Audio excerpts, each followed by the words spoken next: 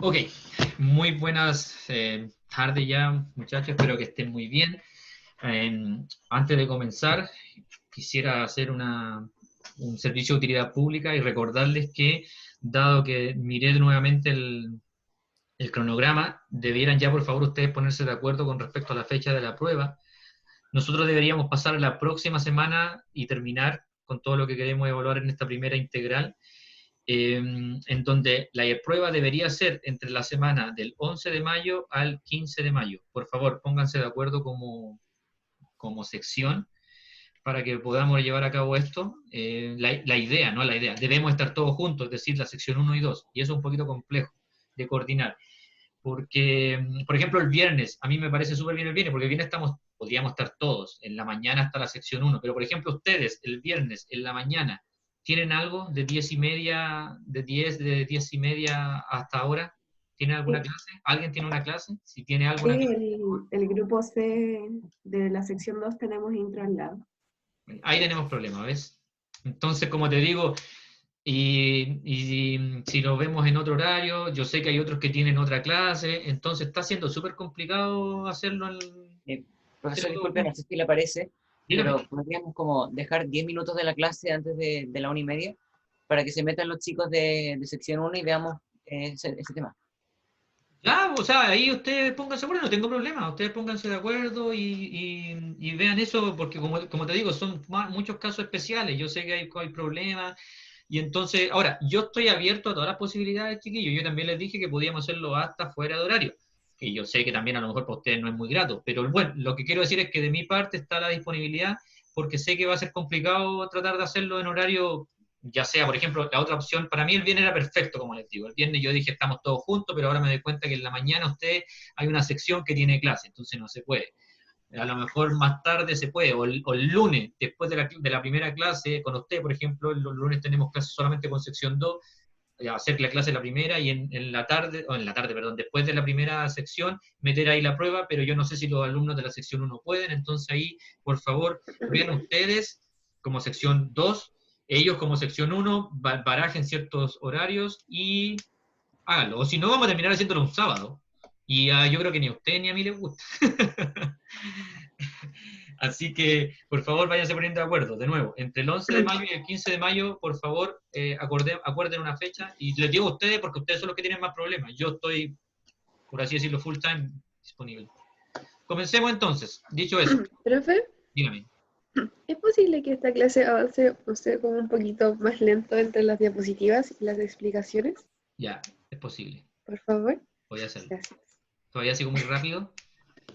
Más o menos. Ok, Gracias. de nada.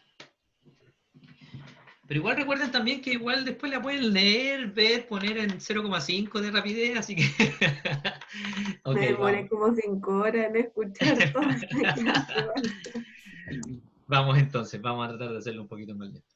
Bueno, dicho eso, vamos a comenzar con la clase de hoy, que es del DNA, las proteínas. Y entonces, eh, esto es el dogma central de la biología molecular. Esto lo vamos a ver en eucariontes. ¿Por qué digo en eucariontes? Porque una vez uno de sus compañeros en nuestras clases estábamos hablando de los virus y en particular de los retrovirus y ellos no siguen este dogma. Pero dicho esto, en el caso nuestro, nosotros vamos a hablar del dogma en eucarionte que vamos a ir desde una molécula de ADN, vamos a hacer una transcripción para un ARN y posteriormente vamos a codificar para una proteína. Como pueden ver también, el ADN podemos llevar a cabo una replicación, tema que simplemente durante la clase de hoy no vamos a abordar, porque quiero abordar eso cuando hablemos de división celular, mitosis. Ahí vamos a hablar de la replicación del ADN propiamente tal. Ahora nos vamos a enfocar en los pasos que ustedes ven ahí enmarcados. ¿Qué es lo que vamos a hacer el día de hoy? Vamos, por ejemplo, a tener la molécula de DNA. Esta molécula de DNA, como pueden ver, vamos a tomar un segmento que va a codificar para una proteína en particular. Es precisamente lo que vamos a ver ahora. ¿Cómo vamos desde una molécula de DNA, desde este código genético, va a especificar una proteína? ¿Cómo vamos a llegar a formar todo eso? Y aquí tenemos, como ya sabemos, algo básico. Le informo que al menos varias de estas imágenes, esta clase en particular, la tomé del Logic. Afortunadamente, iba a decir, lo siento, ya estaba hablando desafortunadamente. Desafortunadamente, esto está solo en inglés, yo no tengo este libro en español, pero como ustedes han visto en las clases, lo hemos conversado y no ha habido mayores inconvenientes cuando yo les voy explicando y les voy traduciendo. Entonces así aprendimos también un poquito más de inglés, que también es una de mis fundamentos, que ustedes aprendan un poquito más de inglés de lo que saben ahora. Pero resumiendo, esta imagen nuevamente tomada del Lodich me parece bastante bonita y me gusta. Voy a mover esto para acá. En donde lo que pueden ver acá es una célula en azul. Nosotros tenemos el núcleo y en rosado o naranjo, como quieran llamarlo, tenemos el citoplasma. ¿Por qué les demuestro esto y les hago esta diferencia? Porque hay algunos procesos en eucariontes en donde los procesos de síntesis de proteínas se comienzan en el núcleo y la traducción, en este caso, se realiza en el citoplasma. ¿Por qué digo en eucariontes? Recuerden que en procariontes, como las bacterias, nosotros no tenemos una membrana nuclear, entonces la célula puede lleva a cabo todo el proceso en los ribosomas que están disueltos en el citoplasma, es decir, no tienen este inconveniente. Vamos por parte entonces. En el número 1 de este esquema, nosotros vamos a tener una molécula de DNA, que ven acá, que luego va a realizarse la transcripción y vamos a finalmente dar origen a un RNA mensajero. ¿Aquí qué ocurre? En esta molécula de DNA se va a unir la enzima RNA polimerasa, que va a comenzar a actuar, va a abrir la molécula de DNA, lo vamos a ver paso a paso en el siguiente. Ahora simplemente es algo general. Y lo que vamos a dar origen finalmente va a ser a un RNA mensajero, que vemos acá. Simplemente quiero que noten que también antes de este RNA mensajero propiamente tal, hay un pre-RNA mensajero. Como ustedes pueden ver, hay unas partes de este RNA mensajero que deben ser eliminadas. Ese proceso lo vamos a ver en detalle más adelante. Pero ahora vamos a lo más general.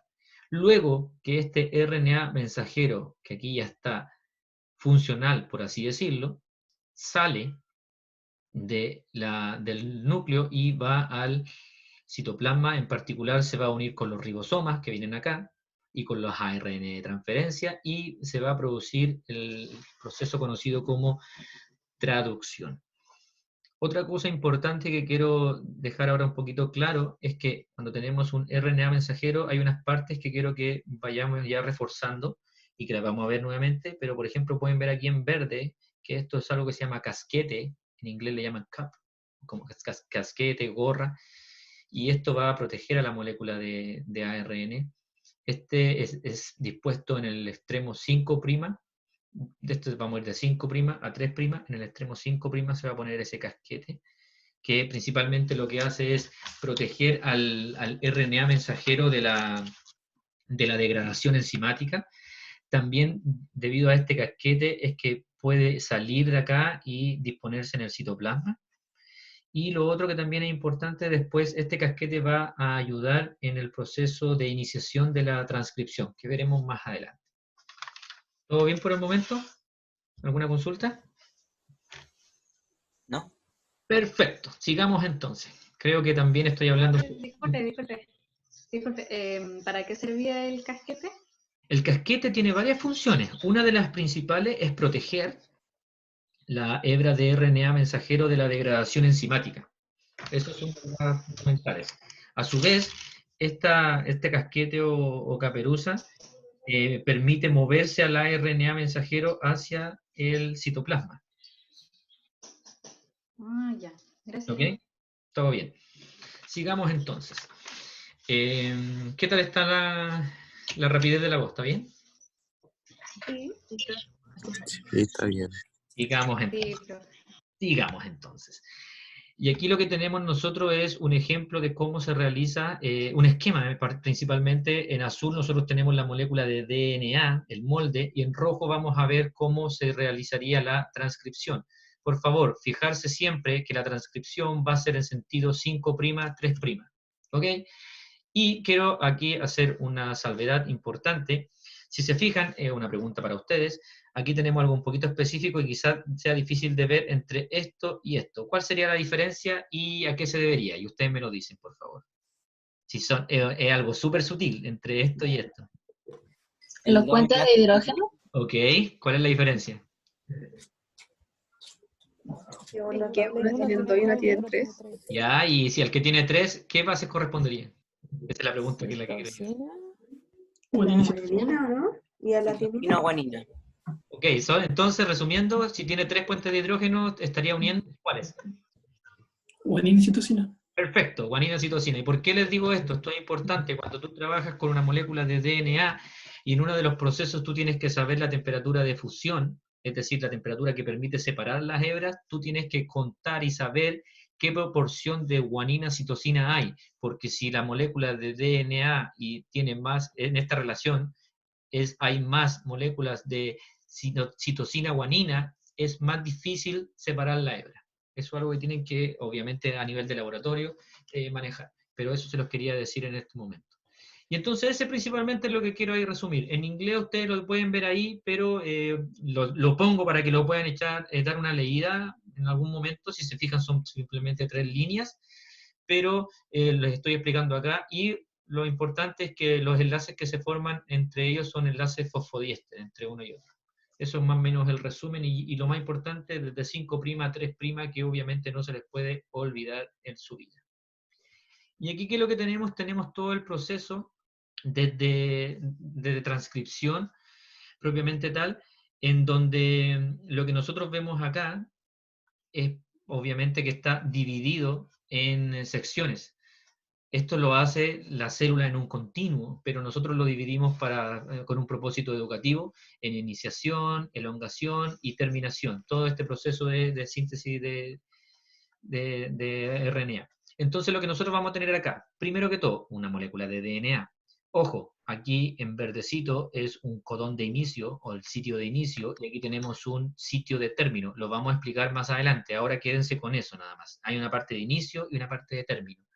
Y lo que nosotros tenemos acá, esta parte es el promotor, que es donde se va a unir la enzima. Esta enzima, que está aquí de color naranja, se va a unir al promotor y va a comenzar desde izquierda a derecha, desde 5' a 3' a avanzar. Va a comenzar a avanzar y esto aquí, cuando se une, es obviamente la primera parte, el proceso de iniciación. Después, si ustedes se fijan, en el paso 2, ¿qué es lo que hay de diferente? Aquí ya se empieza a abrir la hebra de ADN. Se abre la hebra de ADN, la ARN polimerasa abre esta hebra para posteriormente, obviamente, ahí empezar a aparear los ribonucleótidos correspondientes según estos tripletes que vengan. Según las moléculas, los nucleótidos que vengan, va ella a unir los nucleótidos del ARN mensajero que correspondan. Recuerden siempre Profe, con esta base de aparear las bases correspondientes. Dígame. ¿se abre solo una hebra? Es para el ejemplo, en realidad. Lo que pasa es que obviamente se abren las dos, pero para ejemplificarlo de manera simple, tú lo vas a tomar uno. Tú siempre tienes un doble hebra, abres las dos y cada hebra es libre de molde, pero para explicártelo mejor, se explica con una sola. Pero la hebra completa se abre. Después, nosotros vemos entonces que se abre esta molécula y después queda disponible para que aquí se vayan añadiendo los ribonucleótidos correspondientes. ¿Ok? Entonces ahí van a empezar a unirse. Luego viene el proceso de elongación, que principalmente lo que tiene que ver con alargar, elongar. Entonces lo que hace acá es, llegó al sitio de inicio y empieza a añadir ribonucleótidos, de nuevo siempre de izquierda a derecha, de 5' a 3'. Y avanza y agrega nucleótidos según obviamente los nucleótidos correspondientes a la hebra molde, que es la hebra de DNA. Y ahí vamos a empezar a formar, como ustedes ven, una hebra naciente de RNA. ¿Hasta dónde?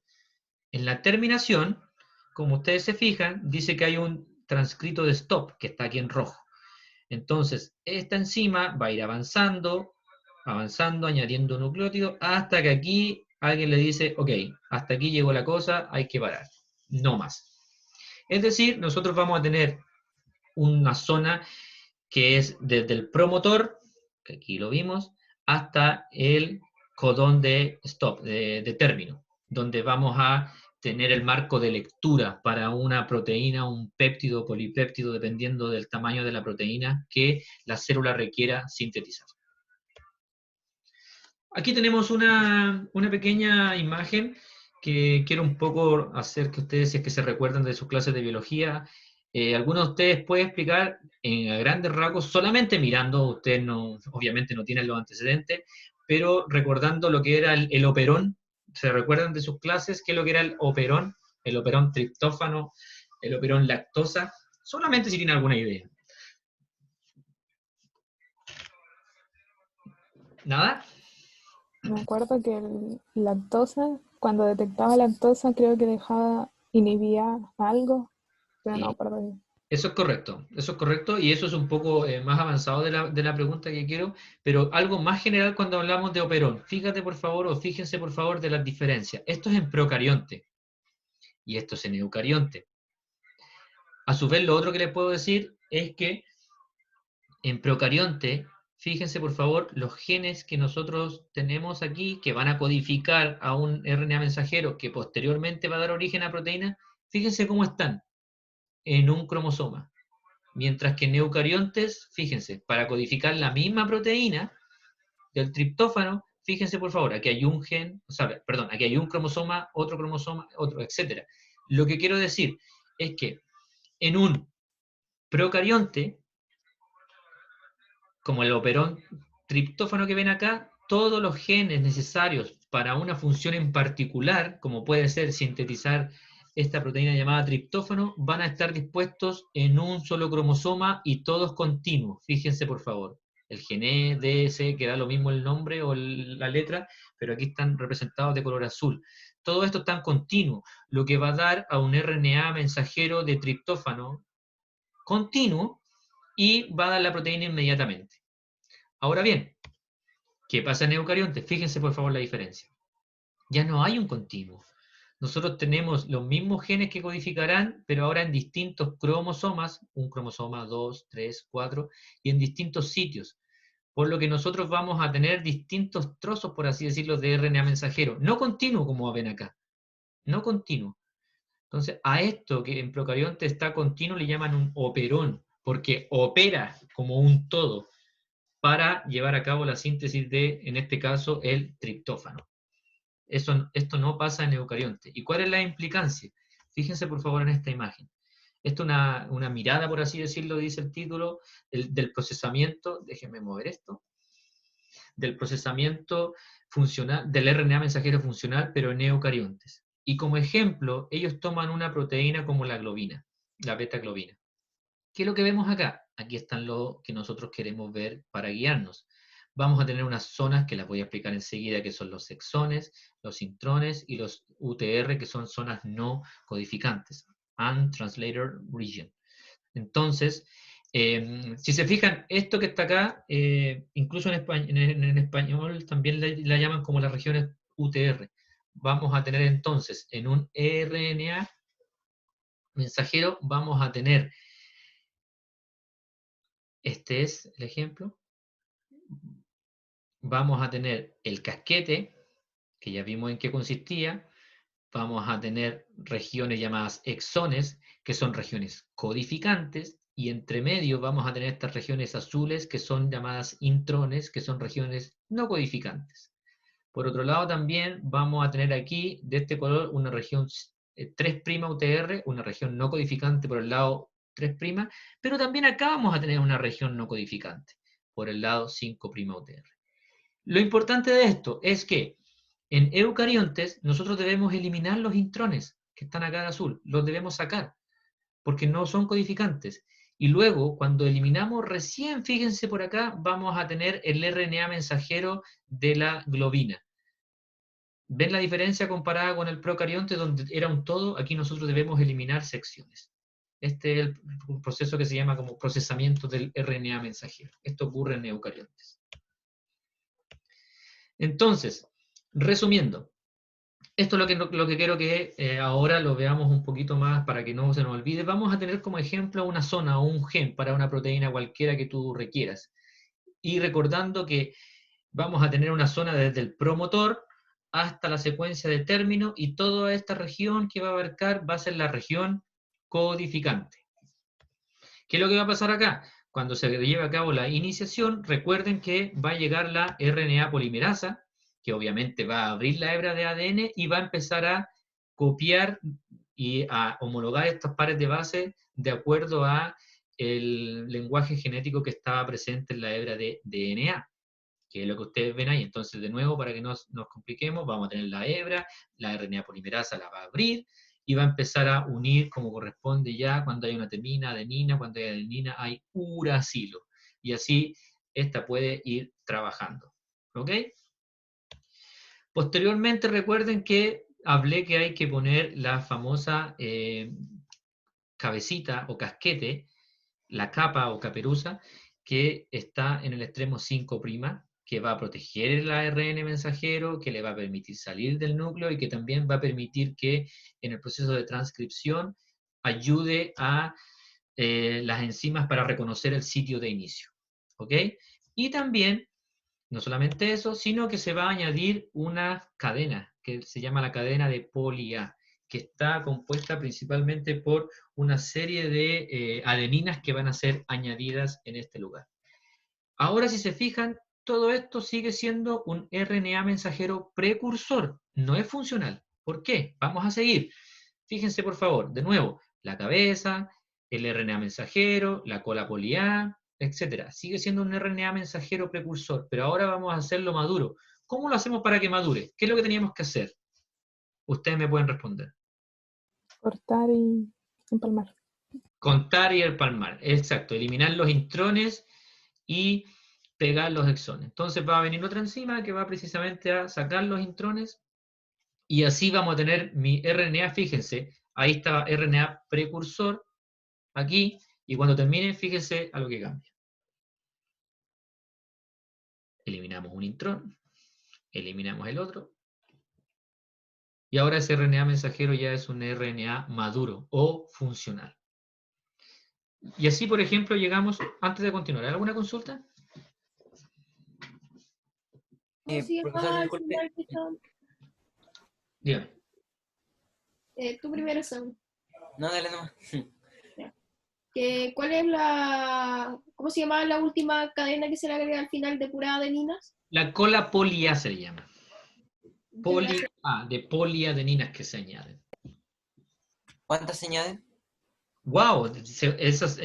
La longitud va a depender del tipo de ARN mensajero, pero hay, según lo que leí anteayer, decían que incluso de 100 a 500 adeninas más.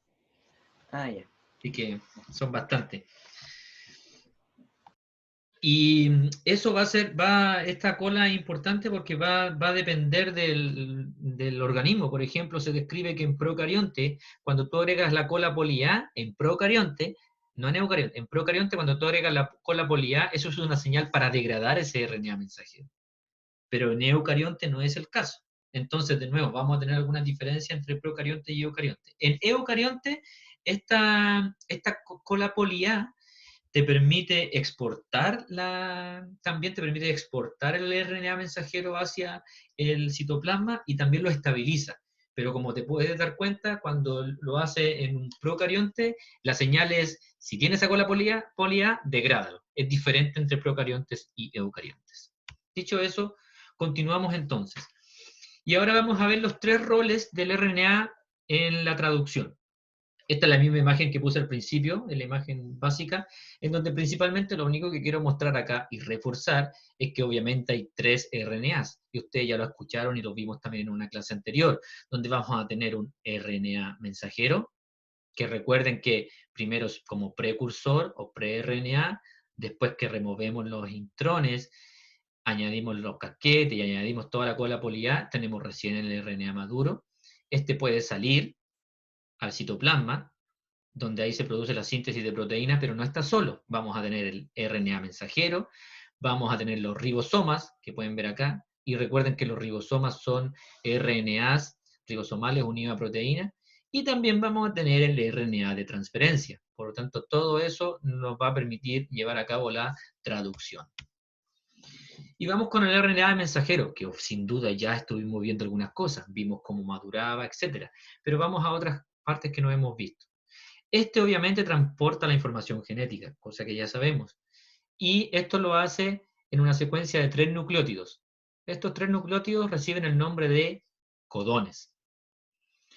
Es importante que sepan que hay 64 codones posibles. Sin embargo, 61 codones están codificando para aminoácidos individuales. Los otros 3 son codones de terminación. Por favor, no se le olvide, recuerden que hay codones de iniciación y codones de terminación, que los vamos a seguir viendo más adelante para que no se me compliquen por el momento. Vamos por parte. Y entonces acá, esto también está del Lodich, en donde nosotros vemos que hay un cuadro en donde ustedes pueden ver los aminoácidos y cómo son codificados. Permítame mover esto acá. Entonces, tenemos el codón de inicio, que yo se lo marqué acá, que siempre es una metionina, y es AUG, está acá abajo. AUG siempre va a ser un codón de inicio y siempre se va a iniciar en eucariontes con metionina. Por otro lado, tenemos también codones de término. Y en los codones de término tenemos aquí 3 codones, que son UAA, UGA y UAG. Por favor, traten de recordar esto, es importante porque cuando comenzamos con la síntesis de proteína, la enzima va a comenzar en una parte, ustedes ya saben cuál es, en el codón de inicio, AUG, siempre AUG, y va a avanzar hasta que se encuentre con un codón de término, que puede ser cualquiera de esos 3 que ustedes ven ahí, y hasta ahí va a abarcar todo el marco de lectura de este péptido o polipéptido. También es importante remarcar ahora que este código se dice que es un código degenerado, en el sentido de que más de un codón puede dar a un aminoácido. Es decir, hay más de un codón que puede generar estos aminoácidos. Por eso se le llama que es un codón, que es un código degenerado. No es totalmente 1:1, sino que más codones pueden dar origen a aminoácidos. Creo que debe haber una pregunta, parece, o porque, o no, ¿no? No. Profe, ¿por qué era degenerado? Es degenerado porque más de un codón puede dar origen al mismo aminoácido. Fíjate por favor acá. ¿Esta tablita la entienden? Por ejemplo, fenilalanina. Si te fijas, hay 2 veces acá. ¿Saben leerla o se la explico? Explíquela mejor, por favor. Mire, esta tablita, si tú te fijas, acá tenemos en el lado izquierdo nucleótidos, en el lado derecho nucleótidos. Perdón, arriba nucleótidos y acá nucleótidos.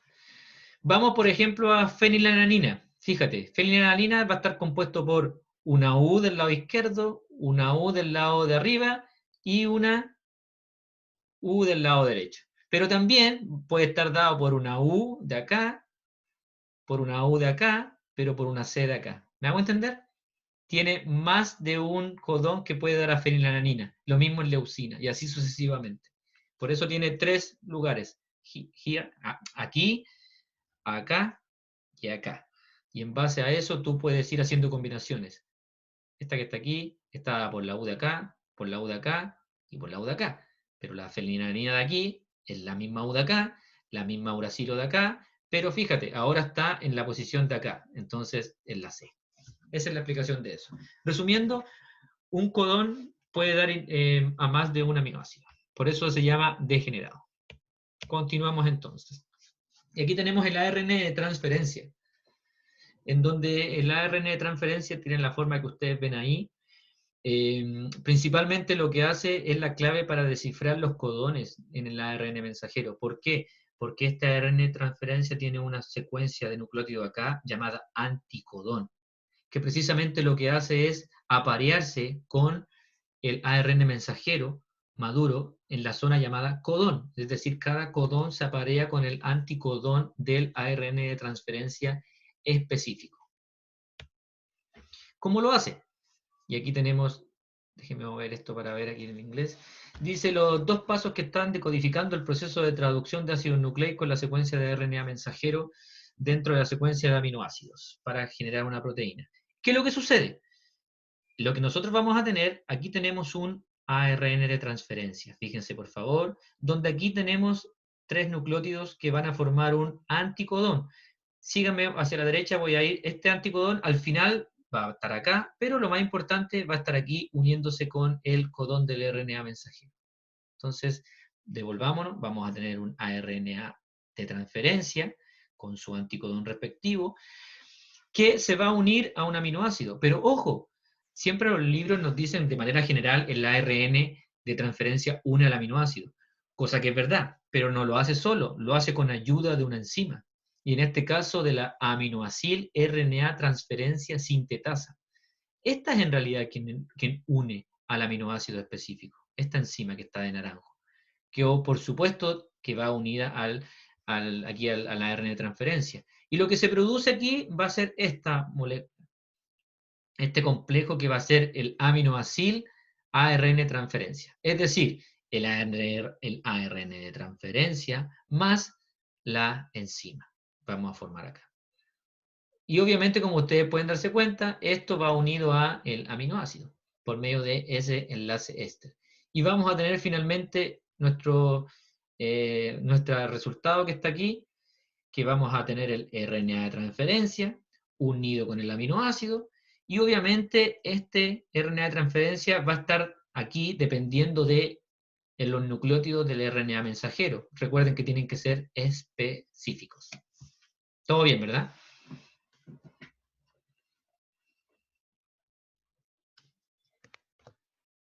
Profe, ¿cuál era la función del aminoácido? La aminoacil es precisamente unir al aminoácido. Yo tengo una duda, no lo tengo muy claro. Yo muevo acá mi mouse y ustedes son capaces de ver cómo se mueve o no. Sí. Ah, ok. Ya, me dio un poco de susto, no sabía. Yo estaba moviendo el mouse todo el rato y a lo mejor, a lo mejor no se está moviendo. Entonces lo que hace la aminoacil es principalmente unir acá. Fíjate, en la imagen. En realidad, la aminoacil es la que está uniendo al aminoácido. Esta aminoacil RNA transferencia sintetasa, obviamente, es la que va a producir esto al final, pero es ella la que tiene el sitio para el aminoácido. Es ella quien tiene esta unión específica con el aminoácido. Recuerda, el aminoácido específico que requerimos. Es ella. Y después se une. ¿Ok? Vamos a seguir entonces. Esta imagen, no quiero que se complique mucho al respecto, la traje a colación simplemente por dos cosas. Creo que primero que todo nos muestra muy bien la forma y la estructura del RNA de transferencia, que es como este trébol, que ustedes ya lo deben haber escuchado, pero lo que quiero que nos enfoquemos es en dos partes principales. Aquí abajo, fíjense, aquí está el codón, es decir, corresponde al RNA mensajero, y en este trébol, en la parte de acá abajo, vamos a tener el anticodón, que va a ser obviamente apareado con el codón correspondiente. Y también acá en rojo yo les marqué el tronco aceptor. Stem significa tronco, el tronco aceptor. Es decir, acá donde se va a unir el aminoácido. Para que no se lo olvide entonces, este es el tronco aceptor. Un dato, ya solo entre comillas, cuando hablamos de stem cells, las personas lo traducen como células madre, pero stem, como le acabo de decir, se llama el tronco. Entonces cuando es stem cells, la traducción literal es células troncales.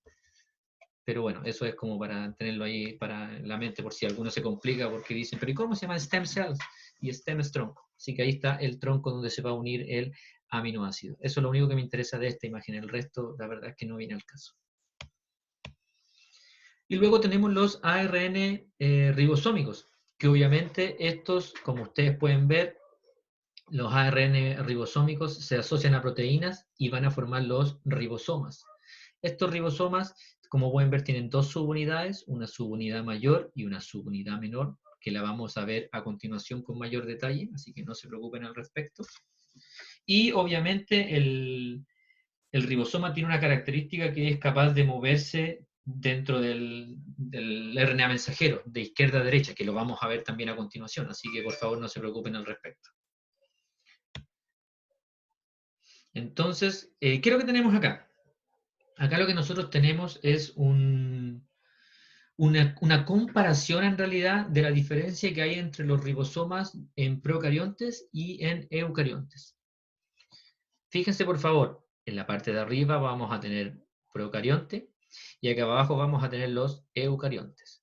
Como pueden ver, estos están formados por RNA y proteínas. Fíjense por favor, esto grandote, en la parte superior de este subgrupo procarionte vamos a tener la subunidad mayor, y acá abajito vamos a tener la subunidad menor. todo esto en procarionte, y que finalmente se unirá y formará un ribosoma ensamblado. ¿Qué es lo que quiero que sepan acá? Algunas diferencias. En los procariontes tenemos una subunidad mayor de 23S, y en los eucariontes, acá abajo, tenemos una subunidad mayor también, pero es de 28S. Voy a proceder a explicar a qué se refiere con S inmediatamente.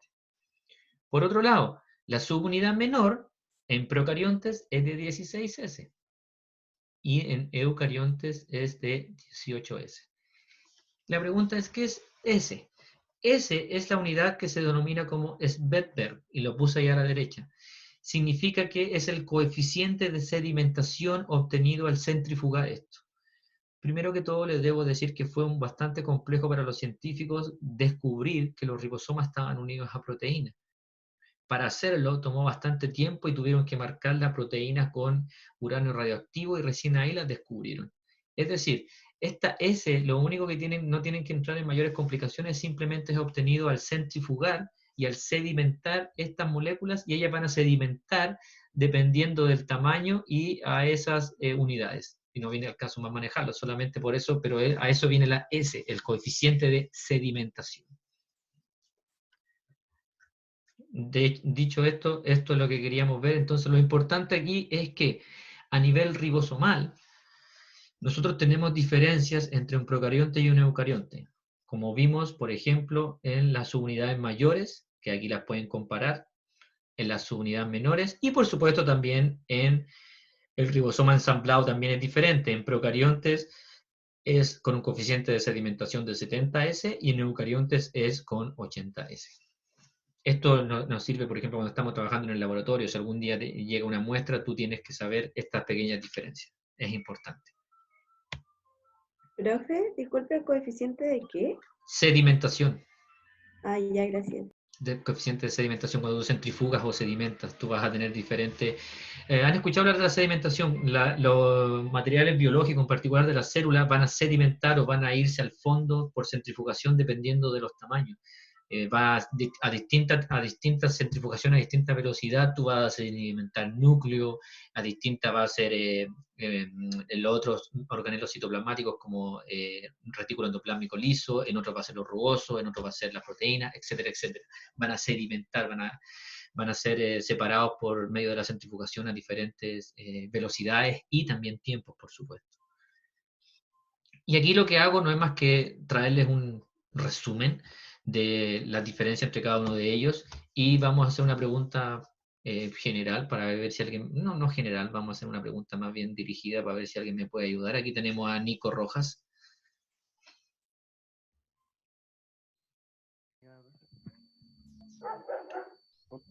Buen día. Buenos días. Pregunta corta y general, no muy compleja.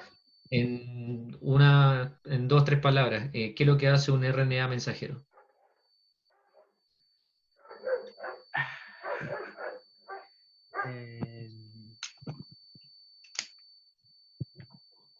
Lo acabamos de decir. Sí, es que estaba un poco distraído. ¿Perdón? Estaba un poco distraído, profe.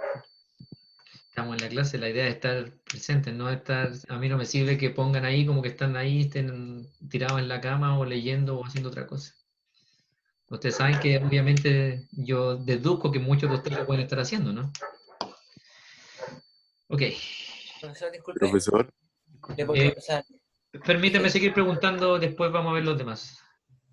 Tenemos a Nicolás Vergara. sí, hola, profe. Hola, buenos días, don Nicolás. Pregunta, la misma que el joven no acaba de responder. En palabras sencillas, después de todo lo que hemos hablado, un RNA mensajero, ¿cuál sería su función? O sea, en resumen, el que lleva la información para sintetizar las cadenas peptídicas. Perfecto, no más que eso. No necesitábamos ninguna explicación más compleja que esa. Muchas gracias, señor Vergara. Vamos a ver otra persona. Permítame un segundo. Señorita Giselle, ¿está por ahí? ¿Qué me podría decir en corto, simple, rápido? ¿Qué función tendría un ARN de transferencia? ¿Cómo se llama? Aparearse con la hebra del ARN mensajero. Perfecto, por medio de... Los anticodones. Sí, perfecto, no más que eso. Muchas gracias, señorita. Y vamos a ir a la última pregunta. Entonces aquí tenemos a Rocío. Hola. Hola, buenos días, Rocío. ¿Me puedes ayudar con un ARN ribosomal? ¿Qué me podrías decir a grandes rasgos? Lo que acabamos de hablar. A ver Lo cómo. que yo entendí fue que era el que producía los ribosomas. Ok. Los ARN ribosomales están compuestos por ribosomas y proteínas. ¿Y qué es lo que podrían hacer? Hablamos un montón ahí, habían diferencias, qué es lo que hacían, cómo se movían, los coeficientes de sedimentación, otra cosa que puedas añadir, por favor. No solamente entendí eso, es que está como media complicada la materia. Sí, hoy día está bastante complicada y por lo mismo lo estamos haciendo más despacito y yo también sabía que estaba más complicada. De hecho, si se fijan, tengo solamente como 20 diapositivas, no 50. Ok, si tienen alguna duda de algo que se está explicando, traten de preguntarlo enseguida, porque si no después se la pueden llevar para la casa y se complica un poco más. Ok, muchas gracias. Vamos a ver aquí quién está, alguien preguntando algo. Dice, profesora, no, el ADN se transcribe o copia en una molécula de ARN, mensajero. Luego, este ARN mensajero es traducido en el lenguaje de proteína a un aminoácido.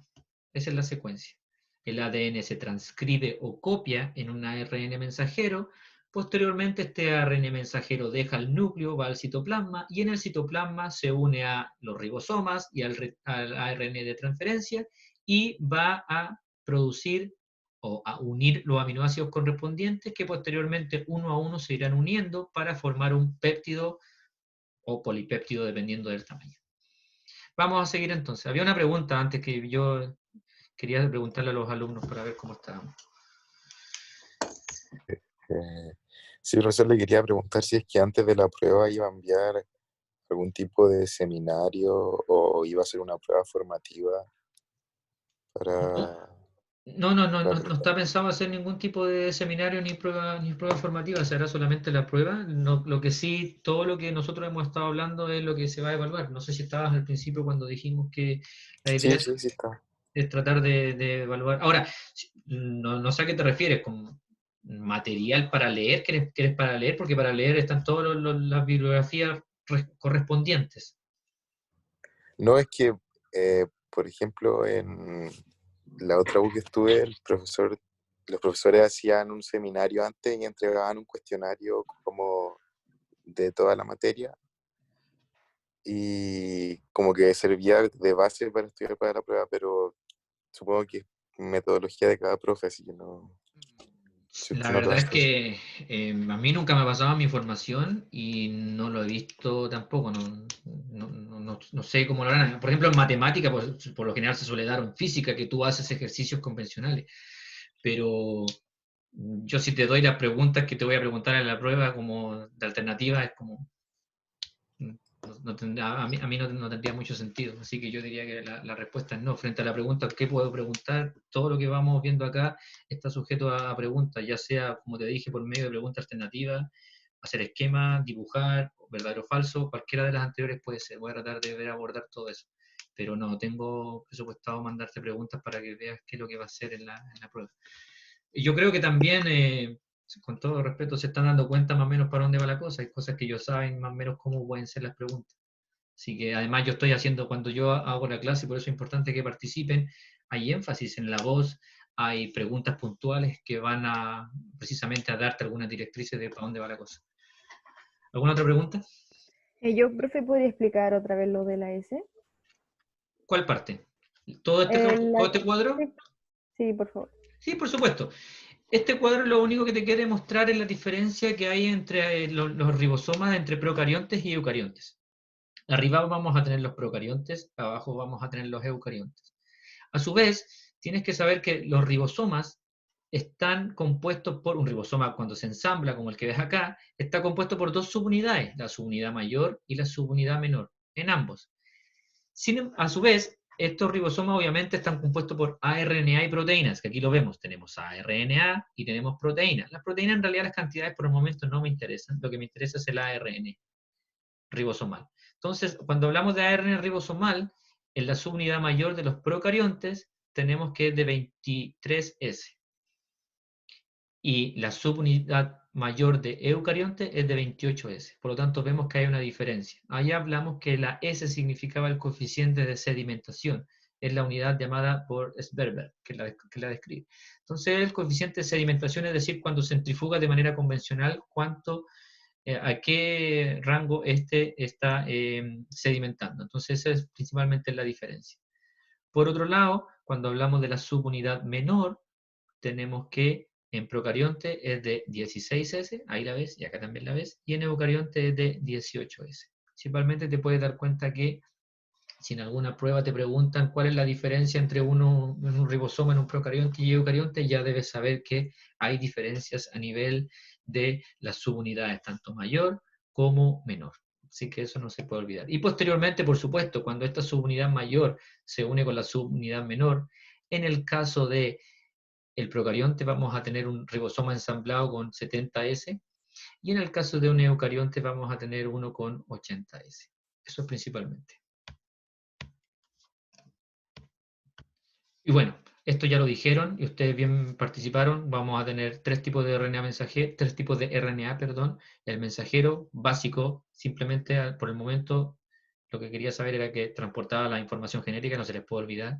El de transferencia, bien me lo dijeron, tenía un anticodón que se unía al codón y que llevaba él, en este caso, por ejemplo, el aminoácido para codificar para triptófano. Y por otro lado, el RNA ribosómico, que obviamente junto con las proteínas van a constituir los ribosomas que van a llevar a cabo todo el proceso de síntesis de proteína, en particular la traducción. Y aquí tenemos un ejemplo, que voy a mover esto también para que no nos tape. Esto es un ejemplo ya más grande, y donde están los tres roles de los RNA en la síntesis de proteínas. Vamos por parte. Aquí tenemos en rojo nuestro RNA mensajero, bien marcadito, siempre de 5' a 3'. Tenemos el ribosoma gigante acá, la subunidad mayor, luego la subunidad menor, donde este se va a mover desde siempre de 5' a 3', de izquierda a derecha. Esto es por convención.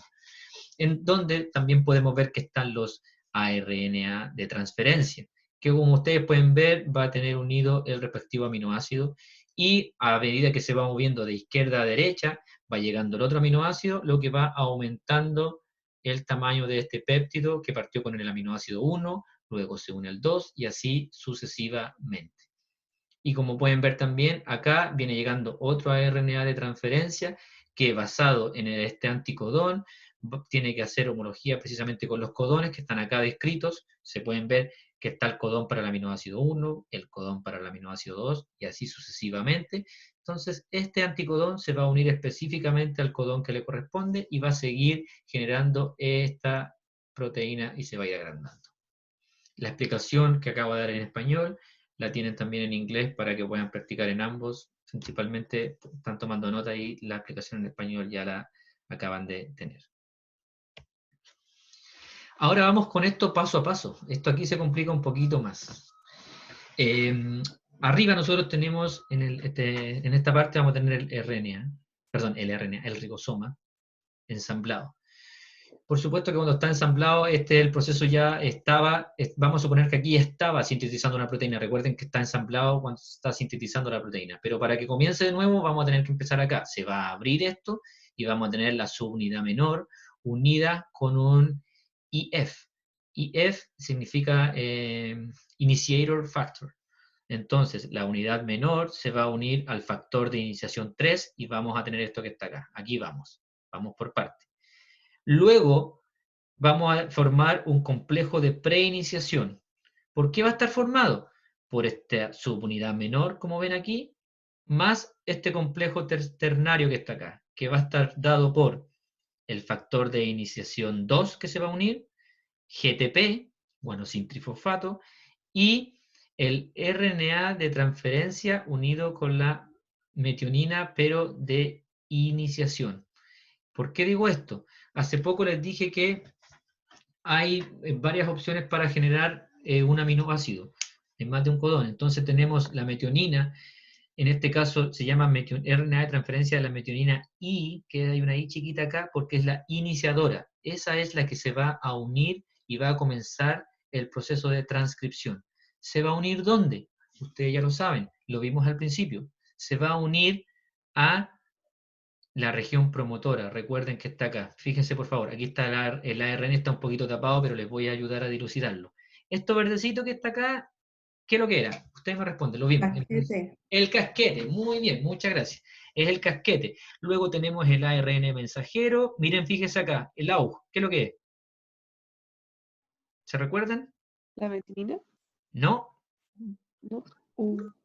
Top. El codón de inicio. Codón de inicio, perfecto, muy bien. Y después aquí tenemos el extremo final. Entonces, como pueden ver ustedes bien en esta figura, vamos a tener todo este complejo de preiniciación en donde vamos a ver que aquí vamos a tener otro factor de iniciación, el factor de iniciación 4, y ahí dice Cap Binding Complex.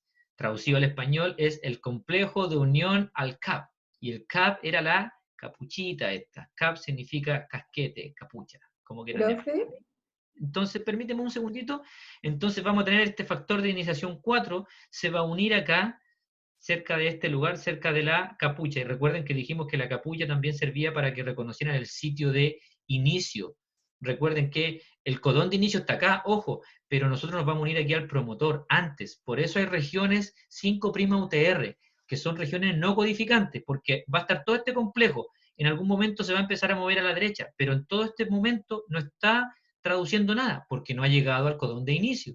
Él va a empezar a traducir recién cuando llegue acá. Pero miren, todo esto tiene que suceder antes de que lleguemos recién a iniciar la traducción. Dígame.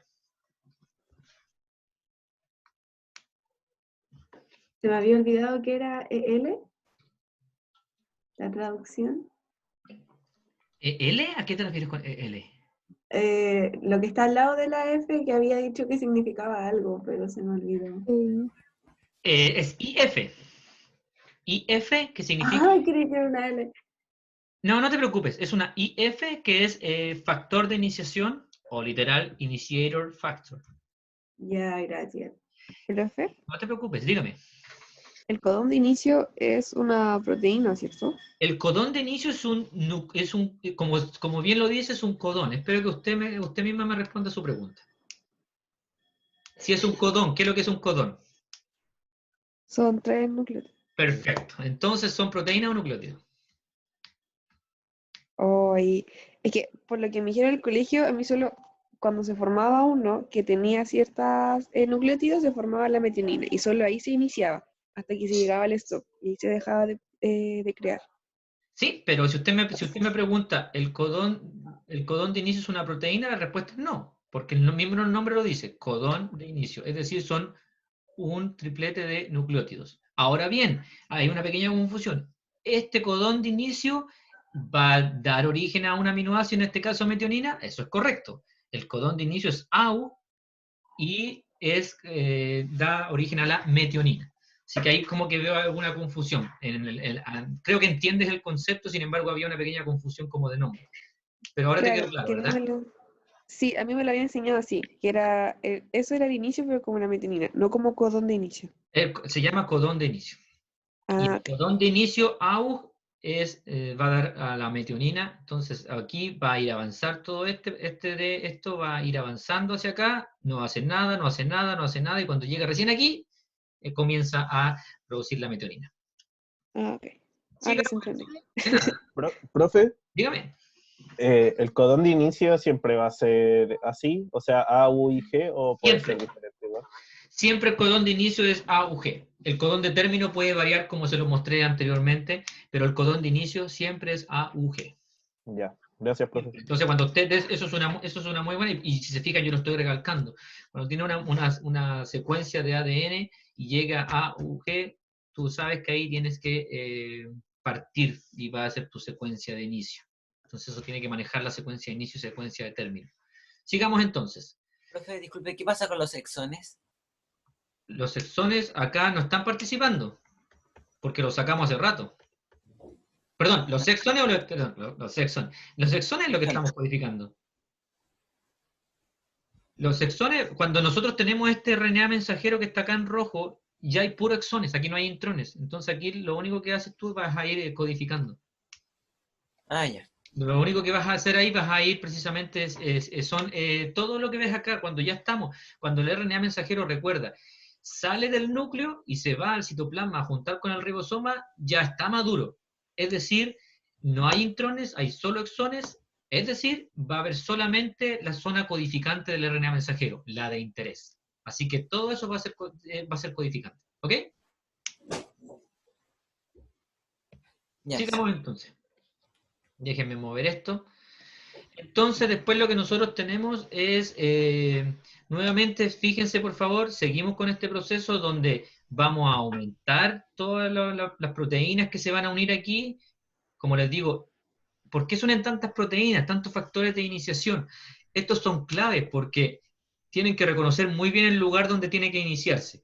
Entonces, por eso vamos a tener de nuevo el casquete, los factores de iniciación 4 unidos, que van a unirse acá, y posteriormente, fíjense por favor, vamos a ir de izquierda a derecha. Aquí estamos lejos del codón de inicio, pero fíjense en la que viene, ya llegamos. Aquí el ARN transferencia se posó en el codón de inicio. Y obviamente como se fijan, dice MET porque es la metionina. Entonces lo que vemos acá es que aquí ya vamos a empezar, por así decirlo, a leer propiamente tal. Y fíjense por favor acá. Aquí ya tenemos el ARN mensajero, perdón, el ARN mensajero unido a la subunidad menor, pero aquí ya vemos que llegó la otra unidad, la subunidad mayor. Pero por otro lado, cuando llegamos acá al codón de inicio, fíjense, todos los factores de iniciación ya no están. Ellos participaron al principio, se adhirieron, ayudaron, pero cuando empiezan a avanzar, cuando llegan acá, hay un cambio en la conformación por medio del ATP. Nosotros vamos a tener ATP, entonces estos van a ser liberados. Fíjense, ya no están. ¿Se dan cuenta que acá ya no están? Ya no están los factores de iniciación y posteriormente, obviamente, nuevamente, vamos a tener una transferencia de energía desde el GTP al GDP, desde el guanosin trifosfato, vamos a pasar al guanosin difosfato, vamos a gastar energía y vamos a generar el cambio conformacional que va a permitir unir la subunidad mayor. Y aquí ya tenemos todo el complejo. ¿Todo bien? Otra cosa importante, acá está el COSAC, son los segmentos de COSAC. ¿Qué es lo que son? Recuerden nuevamente que es sumamente importante para la polimerasa reconocer el sitio específico. Entonces, el sitio de unión es el AUG, siempre, el codón de inicio. Sin embargo, se ha descrito que hay una secuencia llamada secuencia de COSAC, que se fijan que antes de esto y después tiene algo. ¿Qué tiene? Antes tiene adenina, citosina y citosina, luego viene el codón de inicio y después va a tener G en 5', 3'. Eso que está aquí se le llama el segmento de COSAC, que precisamente ayuda y refuerza aún más a la polimerasa a decirle, ok, aquí debemos empezar ya ahora, right now, para comenzar a llevar a cabo la traducción. ¿Todo bien? Yo, profe, ¿puedo explicar otra vez el paso 2? Porque ¿para qué llegaban las proteínas? Recuerda que las proteínas son IF, proteínas son factores de iniciación. Precisamente llegan para ayudar a la polimerasa a reconocer toda esa zona. Ah, ya. Para iniciar, recuerda que para iniciar todo la polimerasa tiene que unirse a un lugar, y no es un lugar cualquiera. Tiene que ir al promotor, y en el promotor está todo esto que tú ves acá. Y entonces todos estos factores le ayudan a reconocer el sitio. Complejo, ¿verdad? Bastante regulado. Y tiene que ser así, de lo contrario cometeríamos muchos errores. Profe, Dígame. ¿y el promotor entonces sería como desde el casquete hasta el codón de inicio? Sí, el promotor lo vimos acá, si quieres retrocedemos para que lo tengamos más claro y no haya alguna duda, principalmente para reforzar en realidad. Recuerda, sí, por favor, que todo esto es un continuo, lo dividimos o tratamos de explicarlo de manera simple, pero no es tan rígido como aquí empieza, aquí termina. Pero todo esto abarca el promotor, fíjate. Entonces aquí está incluso la zona de inicio y todo esto te lo está abarcando el promotor. Aquí te lo marca. Entonces, como te digo, es más que nada para tener una idea. Recuerda, el promotor después pasa a la burbuja y esto abarca alrededor de 14 nucleótidos. Es decir, ahí te trata de mostrarte que abarca desde 5' UTR, una zona no codificante, hasta la zona de inicio y hasta aquí más o menos abarca todo eso el promotor. Pero ojo, de nuevo, es como que me pregunta, y la zona y el inicio termina justo aquí, y aquí justo parte la elongación, y aquí justo parte esto otro. No es tan así, de nuevo, es como para que lo podamos entender y para que sea fácil de explicar. Pero recuerda, por favor, que todo esto es un continuo. ¿Ya? Ya, gracias. Entonces vamos a... aquí estamos, durante la elongación.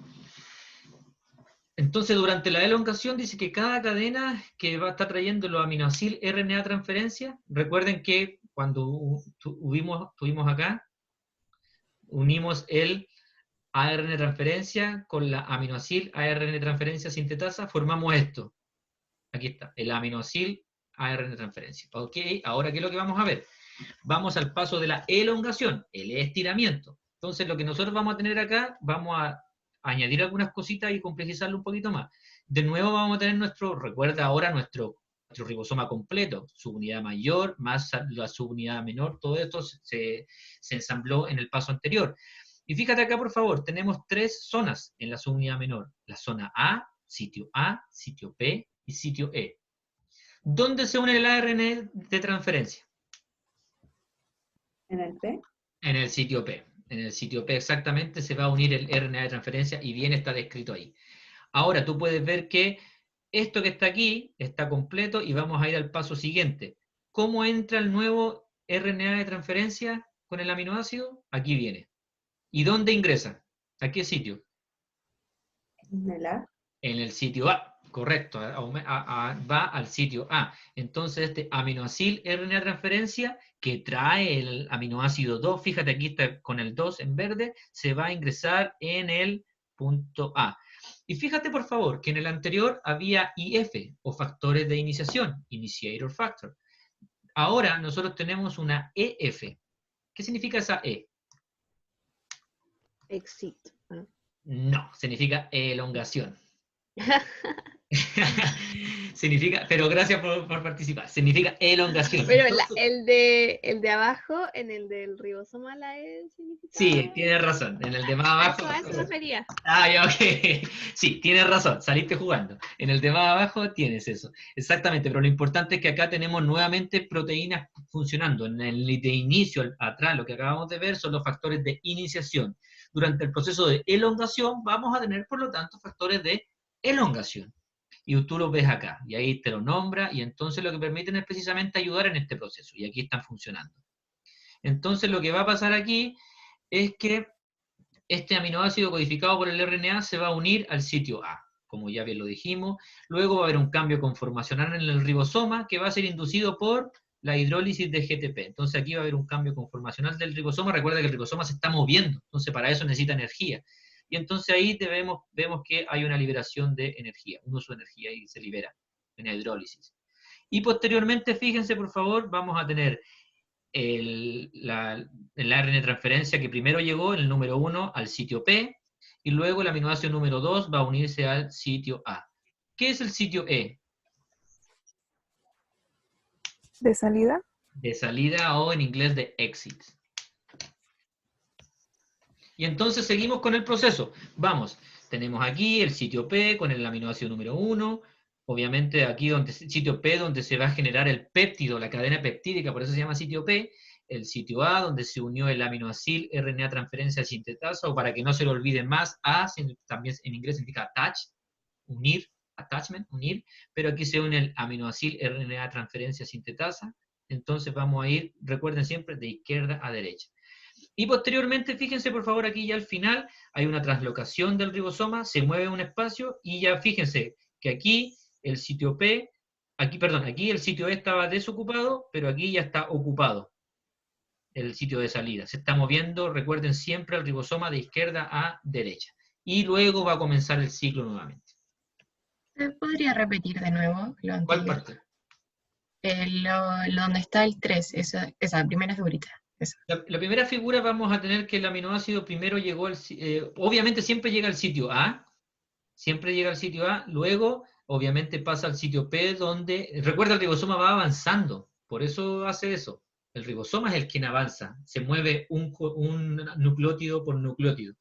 Entonces después, cuando llega al sitio A, pasa al sitio P, y en el sitio P lo que tú tienes se llama P porque aquí se va a formar el polipéptido, va a empezar a añadirse más. Aquí hay 1, 2, después se va a añadir 3, 4, y va a salir creciendo y creciendo esta figura. Aquí creo que lo ve, aquí lo ve mejor.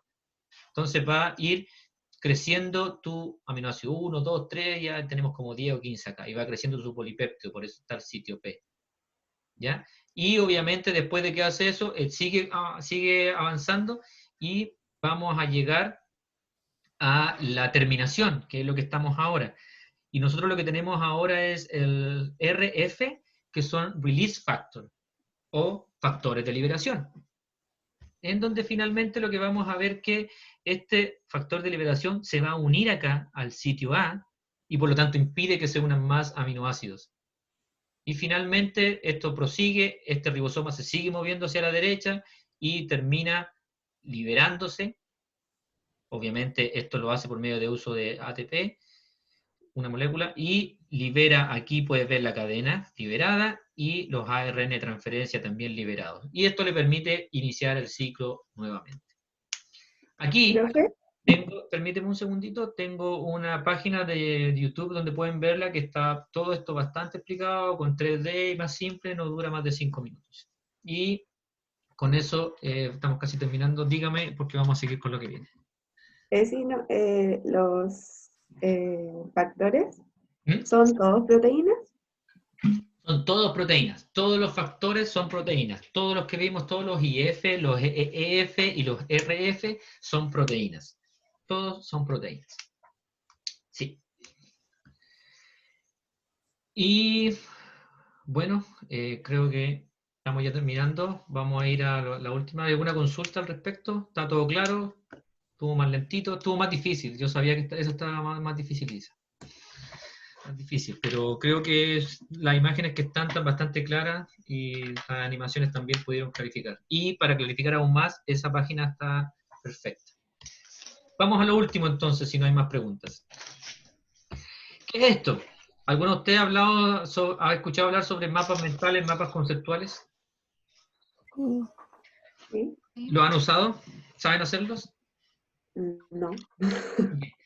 Déjenme decirle que los mapas mentales son una muy buena herramienta para aprender, no solamente biología en general, son muy útiles. Yo aquí les puse 3 cosas de YouTube. ¿Hay alguna pregunta o escucho un micrófono? No. Ok, aquí hay 3 páginas o dominios de YouTube donde pueden ver cómo usarlo. La idea es que lo bajemos y lo usemos. Estamos en el proceso de aprender no solamente biología, también podemos aprender algunas cosas para usar la tecnología a nuestro favor. Es una aplicación gratis. Obviamente tiene algunas cosas que son pagas, pero no necesitas pagar. La puedes usar en tu celular o en tu computador.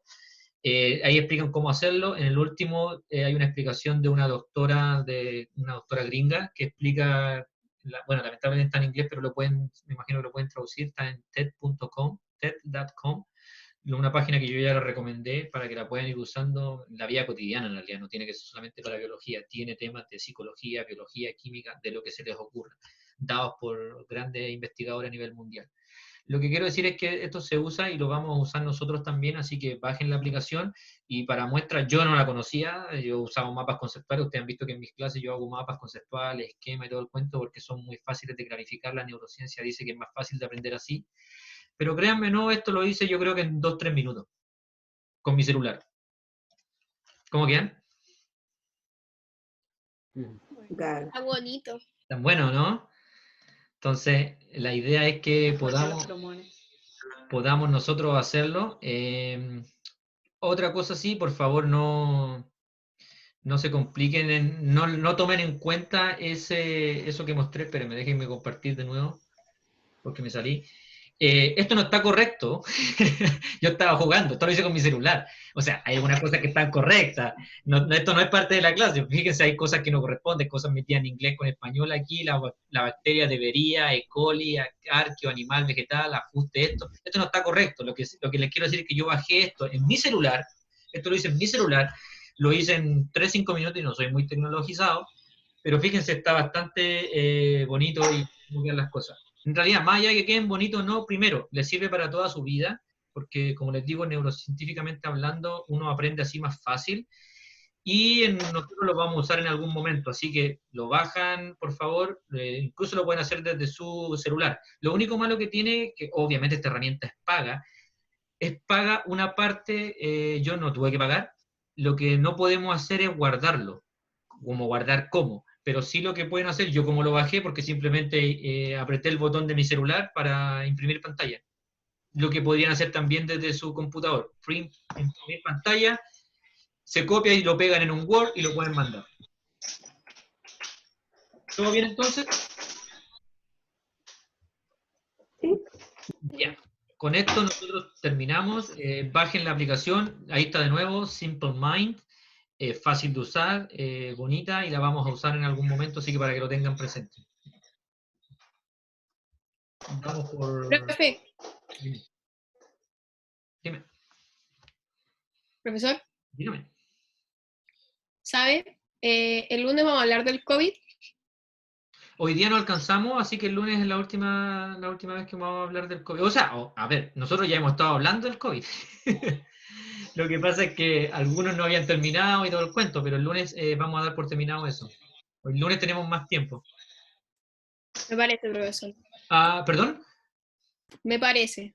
Recuerden, por favor, que que todo lo que nosotros hacemos puede entrar en la evaluación, para que lo tengan claro, ¿ok? Para que no se nos olvide, porque de pronto como que me preguntan qué va a entrar, qué no va a entrar, y para reforzar lo que siempre he dicho, todo lo que nosotros hagamos, incluso tareas, preguntas que nosotros hacemos en la clase, no les quepa la menor duda que cualquiera de ellas puede aparecer en la evaluación, así que para que lo tengan un poquito claro. Ok, muchachos, entonces vamos a dar por terminada la clase de hoy. Yo les agradezco como siempre, espero que haya quedado clara. Vean la YouTube que les envié, y cualquier cosa lo conversamos el lunes cuando tenemos más tiempo. Ahí tenemos 3 horas disponibles, ¿ok? Profe, no se vaya. Dígame. Es que lo que pasa es que como no entendí mucho, ¿qué libro usted recomienda para este tema? Mira, para este tema, yo como te digo, estoy usando el Lodich, pero yo no lo tengo, te lo mandaría, pero lo tengo en inglés, así que da lo mismo. Pero este tema también aparece en el CARP. Mira el CARP. Ya, gracias. Y recuerda también darle una mirada a los otros libros, creo que también aparece en el Junquera, y no estoy seguro en el Paniagua, pero sin duda en el CARP sí sé que aparece. Así que para Profe, que... ¿cómo se escribe? Gerald Karp. K-A-R-P. Lo tienen en sus recomendaciones que dejó la profesora Rocío, así que le pueden dar una mirada ahí para ir a leer. Como les digo, yo en mi caso lo bajé del Lodich, pero también, si no me equivoco, si me das un momento, puedo buscar rápidamente y te digo enseguida si está en el... ¿Cuál es el que tienen todos ustedes? En el Paniagua. Dame un segundo que voy a mirar inmediatamente. Bueno, los demás, si no tienen consultas, se pueden ir retirando. Yo me despido, voy a solamente mirar. Profesor, disculpe, ¿podríamos meter a los de sección 1 para hablar del tema de la prueba? ¿O el lunes mejor? Hagan lo que quieran, sí. Ya. Manéjense ahí, pero yo obviamente tengo que finalizar la reunión, así que no sé si va... Espérame un segundo. Déjame ver el Ricardo Paniagua, que ustedes también lo tienen. El punto es que yo tengo que bajar, lamentablemente tengo que finalizar la reunión, no sé si ustedes pueden seguir ahí, a mí no me complica, lo que pasa es que tengo que finalizarla para que se grabe. Ay, muchas. Entonces ahí no sé, yo lamentablemente tiene que Pero grabar. veámoslo por el grupo nomás, pues, sí. Lo vemos por el grupo de ambas secciones. Y ahí nos coordinamos. A ver, déjenme ver acá. Sí, sin duda en el CARP aparece. En el CARP aparece todo esto, para que lo vayan mirando. Y obviamente vean también los libros que están puestos en el programa de la profesora Rocío, ella los buscó y todo, y sin duda que muchos de esos pueden estar en internet. Así que no me cabe la menor duda que pueden encontrarlo. Entonces, chiquillos, me despido, voy a cerrar, si no hay ninguna otra consulta. Profe. Le agradezco la participación, que les vaya bien, Que Chaito. bien. Igualmente, gracias. Bueno. Nos vemos el lunes. Chaito. Nos vemos. Chao.